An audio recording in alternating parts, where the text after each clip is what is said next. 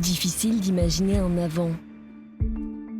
En quelques heures, Saint-Martin et Saint-Barthélemy, les îles paradisiaques des Antilles françaises, ont changé de visage. L'ouragan Irma a tout emporté sur son passage, provoquant un véritable chaos. Une course contre la montre pour porter assistance à la population sinistrée est alors enclenchée.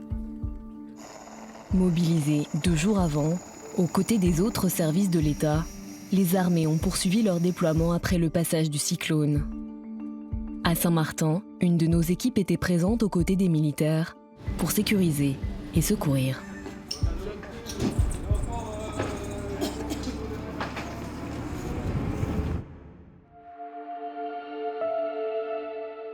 Les toits sont arrachés, les voitures renversées et les bateaux propulsés à terre.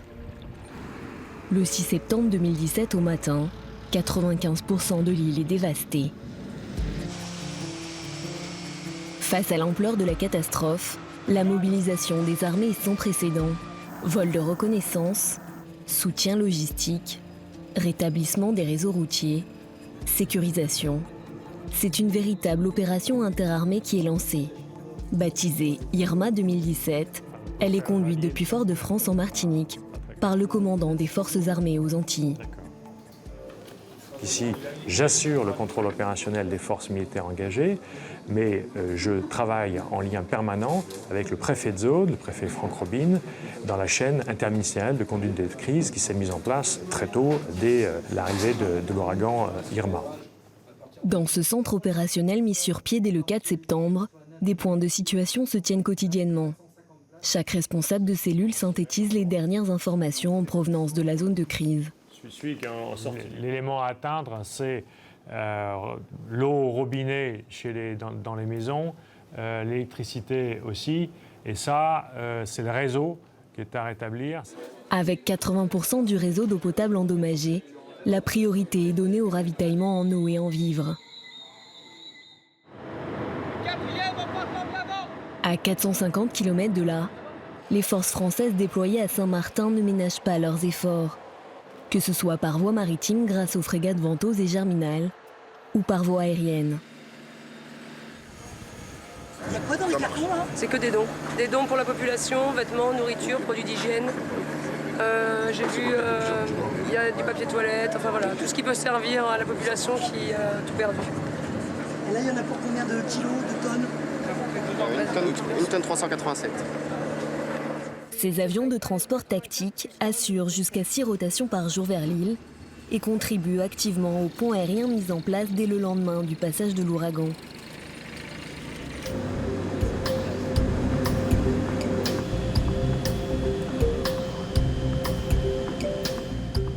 Aux côtés des CASA, le titan des airs, la 400M Atlas, participe à sa première mission humanitaire. 50, 40, 20, 10, 5.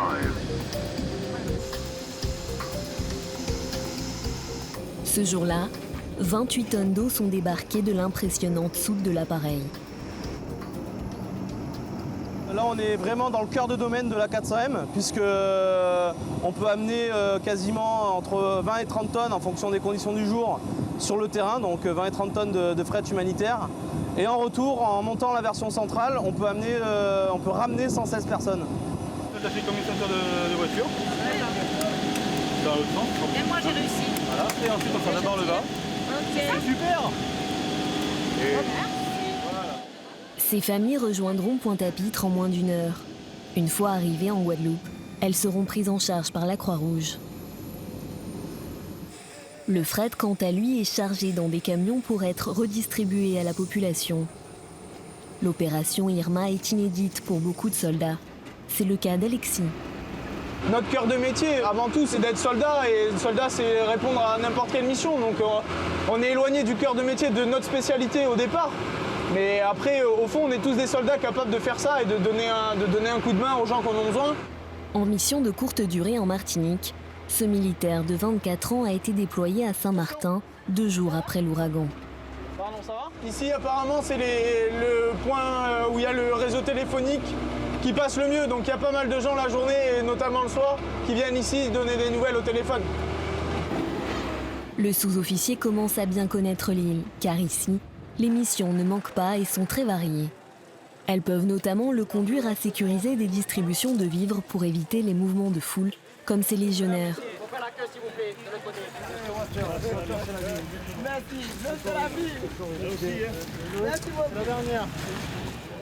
Les soldats peuvent aussi être amenés à effectuer des patrouilles à pied, de jour comme de nuit.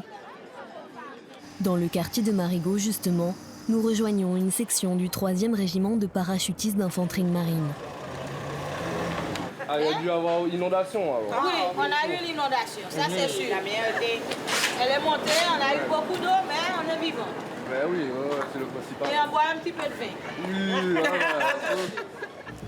Si l'objectif principal de ces patrouilles est de dissuader les pillards, elles permettent aussi d'être à l'écoute de la population. Et pour cela, la section dispose d'un précieux atout en la personne du sergent-chef Marvin. Ce Guadeloupéen connaît bien l'île pour s'y être déjà rendu plusieurs fois et parle couramment créole. L'eau d'en haut coule en bas, mais tout va bien. La maison a pris de l'eau, mais... Et vous êtes le futur, hein, donc c'est en avant. On va tenir fort. Yes, allez. Bonne soirée. Bonne soirée. 1h30 plus tard, rien à signaler, si ce n'est de nombreux échanges avec des habitants, loin d'être résignés. Le lendemain matin, Marvin et ses hommes en auront un autre exemple. La section a été envoyée dans le quartier populaire de Sandy Ground. Tant qu'on peut débarrasser, on débarrasse. Ok, parce que le tracto, il pourra pas passer là-haut. Allez, en avant. Après l'urgence vient le temps du déblaiement. Les militaires vont mener des opérations un peu partout sur l'île pour accompagner les Saint-Martinois à un retour à la vie normale.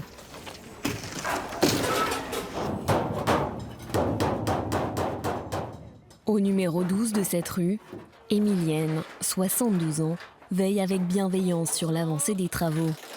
Les parachutistes sont venus aider cette institutrice à la retraite à débarrasser un amas de tôle de son jardin.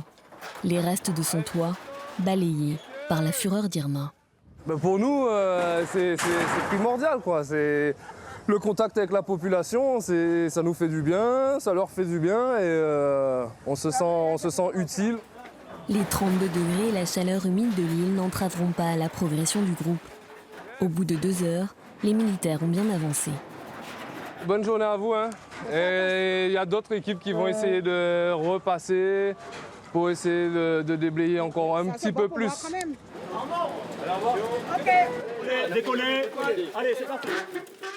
Toujours dans le même quartier, à quelques pâtés de maison, ce sont les stagiaires volontaires du régiment du service militaire adapté de Martinique qui sont à pied d'œuvre. Une mission exceptionnelle pour ces jeunes qui sortent du cadre de leur formation. Exceptionnelle, mais aussi pleine de sens. 10% d'entre eux sont originaires de Saint-Martin. Ils sont plus motivés et la joie de cette mission, c'est qu'évidemment, on passe dans leur quartier, ils sont à côté de leur famille, il y a les oncles, les grands-mères, donc c'est magnifique. Voilà. Si à terre le chantier est colossal, il est aussi considérable dans les ports. À la marina de Lens-Marcel, 6 plongeurs de combat du 17e régiment du génie parachutiste s'activent. 3 bateaux bloquent le chenal et ces spécialistes des recherches et fouilles subaquatiques ont pour mission de le libérer afin de rétablir le trafic maritime. Donc on va voir dans quel état est le bateau, comment il est positionné, ce qu'on pourrait utiliser sur le bateau pour nous aider à le soulever. Et voilà, c'est une expertise et après on verra comment s'organiser. L'opération est loin d'être évidente. Les bateaux sont ancrés soit dans la rocaille au fond du chenal, soit dans de la vase.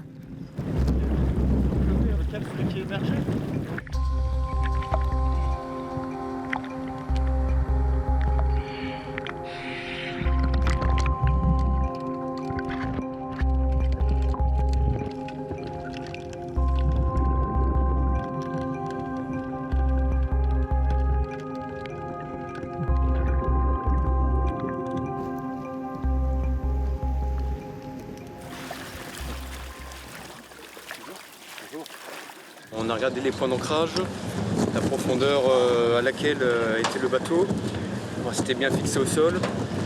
On a relevé qu'il y avait une autre épave avec d'autres morceaux de bois à l'intérieur. Le chantier n'est pas fait pour être simple, là. On va s'en sortir.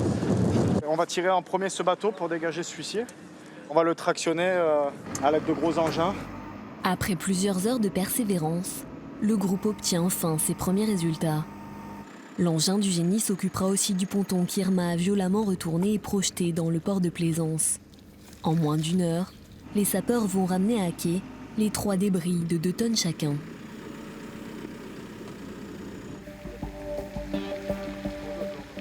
En parallèle, les armées renforcent leur dispositif. Le 23 septembre, le bâtiment de projection et de commandement Tonnerre arrive dans la baie de Saint-Martin après une dizaine de jours de mer. Grâce à ses chalands ou catamarans rapides, le porte-hélicoptère décharge des engins et des spécialistes du génie, ainsi que des moyens logistiques directement sur la plage. Au total, 300 soldats et un peu plus de 1000 tonnes de fret vont être débarqués. Là, actuellement, vous assistez à des manœuvres de plageage qui consistent à projeter une force sur un théâtre ou sur une zone de travail. Le but est de faire une liaison entre le matériel qui est prépositionné en mer à bord du BPC, du bâtiment de projection de commandement, dans lequel est stationné beaucoup de véhicules et du matériel, et de l'amener sur la zone de théâtre. Les sapeurs fraîchement arrivés ne vont pas perdre une minute. Le bataillon du génie prend immédiatement ses quartiers en plein cœur de l'île et les premières équipes poursuivent les chantiers de déblaiement selon les indications de la préfecture. La priorité est donnée aux points d'importance vitale, comme cette station essence qui doit pouvoir de nouveau fonctionner dans les plus brefs délais.